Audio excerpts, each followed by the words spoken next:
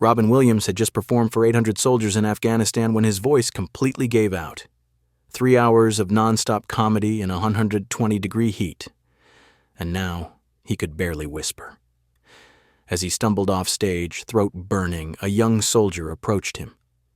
The kid couldn't have been more than 22. He reached behind his neck, unclasped something, and held out a St. Christopher medal. "Sir, my mom gave me this before I deployed.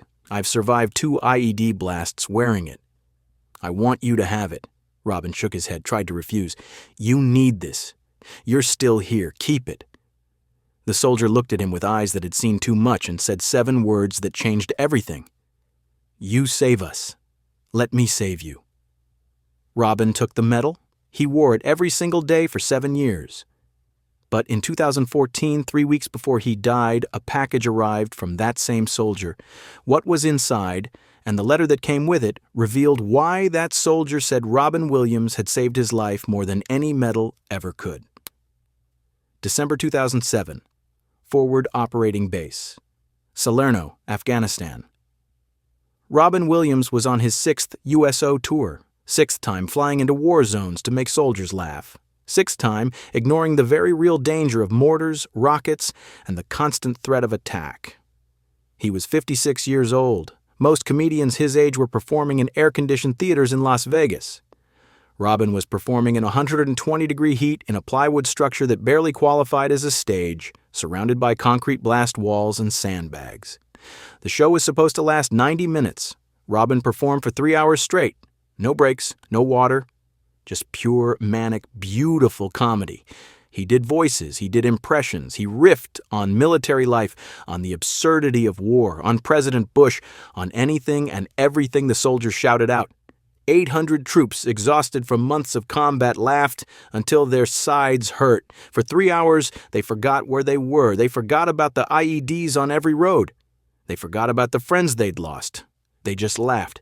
But by hour 3, Robin's voice started to crack. Then it started to fail completely. He was pushing through on pure adrenaline and will. His throat felt like sandpaper. Every word hurt, but he kept going because these soldiers needed this. They needed to remember what laughter felt like.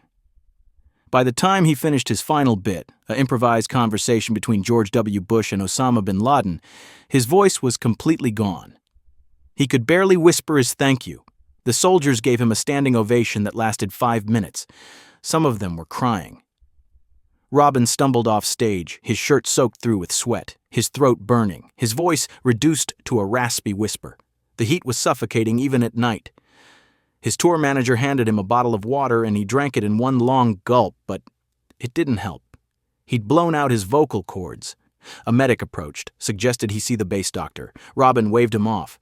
He'd done this before, he just needed rest. That's when he noticed the young soldier standing a few feet away, waiting, patient. The kid couldn't have been more than 22, maybe 23. Thin, sunburned, eyes that looked older than his face. He was holding something in his hands, nervous, like he wasn't sure if he should approach. Robin nodded at him. "Come here." The soldier stepped forward. "Mr. Williams, sir, I wanted to thank you. That was..." The soldier's voice caught. "That was the best 3 hours I've had in 14 months. Robin smiled, tried to speak, but his voice cracked. He gestured at his throat, mouthed the words, "Lost my voice." "Sorry." The soldier nodded. "I figured." "Sir, I want to give you something." He reached behind his neck, unclasped something, and held it out. A St. Christopher medal on a simple silver chain. The medal was worn, the edges smooth from years of being touched. "My mom gave me this before I deployed. St. Christopher, patron saint of travelers. She said it would keep me safe." Robin looked at the medal, then at the soldier. He shook his head, whispered, "You keep it. You need it. Sir, I've been here 14 months. I've survived 2 IED blasts. The first one killed my gunner. I was driving. Vehicle flipped. I should have died. Just broken ribs and a concussion. Second one was 6 months later. Humvee in front of me got hit. If I'd been 30 seconds faster, that would have been me. Both times I was wearing this." The soldier held up the medal. "It's done its job. I'm going home in 2 weeks, but you're still out here.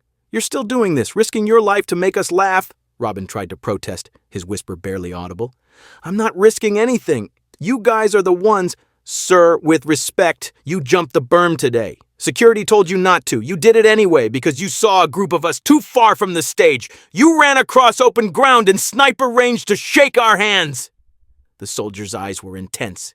You save us, Mr. Williams. You save us every time you show up here. Let me save you. Those 7 words hung in the air. You save us. Let me save you. Robin stared at this kid. This 22-year-old who'd seen friends die, who'd survived explosions that should have killed him, who was offering his most precious possession to a comedian he'd never met before tonight. Robin's eyes filled with tears. He nodded, held out his hand, and the soldier placed the medal in his palm. The medal was still warm from the soldier's skin.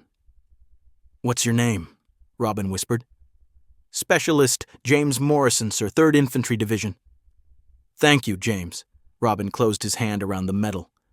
I'll take care of this. I know you will, sir. Morrison smiled. And maybe, it'll remind you that you matter. What you do matters. You might not be carrying a rifle, but you're fighting this war too. You're keeping us sane. That's worth more than you know. Robin put the medal around his neck right there. He tucked it under his shirt, against his chest, and he could feel the weight of it. Not just the physical weight, the weight of what it represented. A soldier's faith, a mother's prayer, a promise to stay safe. Morrison saluted. Robin returned it despite not being military, and the young specialist walked away into the Afghan night. Robin Williams wore that medal every single day for 7 years. Every single day. He never took it off. Not in the shower, not while sleeping, not during film shoots when wardrobe asked him to remove all jewelry. He'd just tuck it under his costume. His wife, Susan, asked him about it once early on. What's that medal you're always wearing? Robin told her the story. About Morrison, about Afghanistan, about the 2 IED blasts, about 7 words that meant everything. Susan never asked him to take it off. During those 7 years, Robin's life continued. He made films. He did stand-up. He struggled with depression, went back to rehab in 2006, came out stronger. He remarried Susan in 2011. He did more USO tours. He visited more soldiers. But that medal never left his neck. Interviewers would sometimes notice it during press junkets, ask about it. Robin would just smile and say, "A friend gave it to me. Keeps me grounded." He never told the full story publicly. It was private, sacred, between him and a soldier named James Morrison. But by 2014, Robin Williams was dying. Not from age, not from any normal cause. His brain was being destroyed by Lewy body dementia, a disease so cruel, so vicious, that it felt like a form of torture. He was hallucinating, seeing people who weren't there. He was paranoid, convinced he was being followed, that people were plotting against him.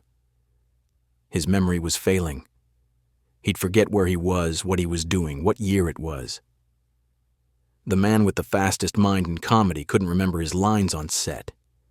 He'd stand there, frozen, terrified, while his brain misfired and failed. Susan watched her husband disappear piece by piece. He'd wake up screaming from nightmares. He'd pace the house at 3 a.m., agitated, unable to sleep. He'd look at her with eyes full of fear and whisper, "Something's wrong with me. Something's really wrong." Doctors kept saying it was depression, anxiety, Parkinson's. They had no idea. The Lewy body dementia wouldn't be discovered until the autopsy. In late July 2014, 3 weeks before Robin died, a package arrived at their home in Tiburon. Susan brought it to Robin's office where he was sitting, staring out the window at the bay. He'd been having a bad day, confused, agitated, convinced he was losing his mind. Susan handed him the package. "This came for you, from Kentucky." Robin looked at the return address. J. Morrison, Kentucky. He blinked. Morrison, James Morrison, Afghanistan. 7 years ago. He opened the package with shaking hands, the tremors from his undiagnosed disease making it difficult. Inside was a folded American flag, the kind given to families at Isaichiao, military funerals. And underneath it, a thick stack of papers and a letter. Robin picked up the letter.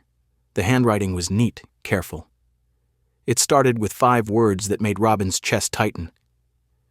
"You don't remember me, but Dear Mr. Williams, you don't remember me, but 7 years ago in Afghanistan, I gave you my St. Christopher Medal. My name is James Morrison. I was a specialist with the 3rd Infantry Division. I'm writing this letter from my home in Kentucky, where I've been living since I was medically retired in 2011. I need to tell you something I've never told anyone.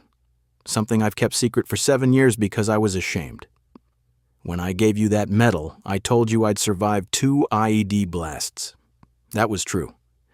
What I didn't tell you was what happened after the second blast. I had survivor's guilt so bad I couldn't function. 4 of my best friends died in Afghanistan. I came home and I couldn't understand why I was alive, and they weren't. By December 2007, the night I saw your show, I had a plan. I was going to kill myself the day I got home. I had it all figured out. Then I watched you perform. For 3 hours, you made me laugh. You made 800 battle-hardened soldiers laugh until we cried, and I realized something. You were 56 years old. You didn't have to be there. You chose to be there. You risked your life to fly into a war zone to make us laugh. And I thought, if this man, who has everything, who could be anywhere in the world, chooses to show up for us, maybe life is worth showing up for too. After I gave you that medal, I made myself a promise. If you could risk your life to save our sanity, I could risk my life to stay alive, to try, to fight through the guilt and the nightmares and the feeling that I didn't deserve to survive. I decided that every day I stayed alive would be because you reminded me that showing up matters, that choosing to keep going matters. Mr. Williams, I've been alive for 7 years because of you. I met a woman named Sarah in 2009. We got married in 2011. We have a 2-year-old daughter named Emma. I have a life I never thought I'd get to live. And it exists because you jumped on a stage in Afghanistan and made me laugh. I'm sending you this flag because it belonged to my friend Sergeant David Chen. He died in the first IED blast that I survived. His family gave me this flag at his funeral and told me to pass it on to someone who deserves it. I've been carrying it for 7 years, not knowing who that person could possibly be. Now I know. It's you. And I need to tell you one more thing. For the last 7 years, I've been tracking down every person whose life you've touched, every soldier you visited, every person you helped, every charity you supported. I've been documenting it, all of it, because someday, when you're gone, I want the world to know what you really did. Not just the movies, not just the comedy, but the lives you saved by showing up when nobody was watching. You wore my medal for 7 years. I know, because I saw photos online. You never took it off. That meant more to me than you'll ever know. So now I'm asking you to accept this flag, to know that you didn't just entertain soldiers. You saved them. You saved me. Thank you for giving me my life back. With eternal gratitude, James Morrison, retired specialist, U.S. Army. Robin Williams sat in his office reading that letter 3 times, tears streaming down his face. Susan found him there an hour later, still holding the pages, the flag draped across his lap. He couldn't speak. He just handed her the letter. She read it, and then she sat on the floor next to his chair, and they cried together. Despite his failing mind, despite the confusion and fear and hallucinations that plagued his final weeks, Robin understood what that letter meant. He'd spent his entire life wondering if he mattered, if the constant performing, the endless need to make people laugh was just a compulsion, or if it actually meant something. James Morrison's letter was the answer. It meant something. It meant everything. Robin kept that letter and that flag in his bedroom for his final 3 weeks. On bad days, when his brain betrayed him and he couldn't remember what year it was, Susan would read the letter to him. And for a few moments, Robin would remember. He'd touch the St. Christopher Medal around his neck and whispered, James Morrison, Afghanistan. 7 words. On August 11, 2014, Robin Williams took his own life. The Lewy body dementia had become unbearable. The hallucinations, the paranoia, the feeling of losing his mind, it was too much.